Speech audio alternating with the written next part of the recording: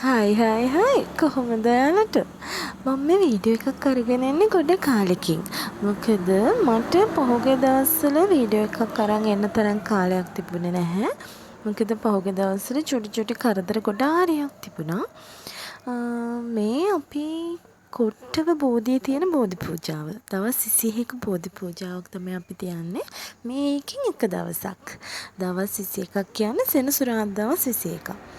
කොට්ටව බෝධිය ගැන ගාල්ලේ ඉන්න ගොඩක් අය දන්නවා ඇති. නොදන්න කෙනෙක් මං හිතන්නේ නැති තරම් ඇති. කොට්ටව කැලේ පටන් ගන්න තැනම තමයි මේ බෝධීන් වහන්සේ තින්නේ. කොට්ටවින් එතනින් පහු කරන් යන ඕනම කෙනෙක් මෙතනට පඳුරක් එහෙම දාලා යන්න අමතක කරන්නේ නැහැ.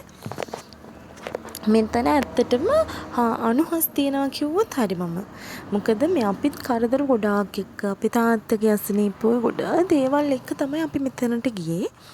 හැබැයි මේ අපි යනකොට තිබුණා වගේ නෙමෙයි දැන් අපේ ජීවිත ඇත්තටම හරිම එළිය වෙලා කිව්වොත් හරි මම හිතන්නේ. අපේ ජීවිත ඇත්තටම එළිය වෙලා.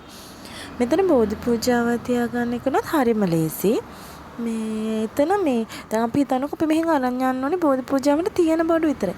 මල් වට්ටියද, පැන්කලේද, අෂ්ටපාන භාජනද, කිරි ආහාර පූජා කරන්නද මේ හැම භාජනයක්ම මෙතන ඌන තරම් තියෙනවා.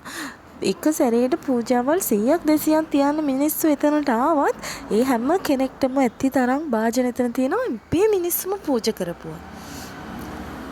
අනුහස් තියනවා කිව්වොත් ඇත්තට මෙතන ඇත්ත. බුද්ධාගමේ කෙනෙක් නම් ඔයාලා බෞද්ධ බුද්ධාගමේ අදහන බෞද්ධ කෙනෙක් නම් අනිවාර්යෙන් ගාල්ලි කෙනෙක් නම් මෙතෙන්ට එක දවසක් යන්න.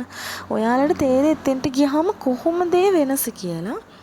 අපිට නම් ඇත්තටම හොඳයි. මේ වැඩියත්ම අපි බෝධි පූජාව තිබ්බේ මේ ඉන්නේ මේ අපිට එදා හම්බුනේ යාළුවෙක් හොඳද?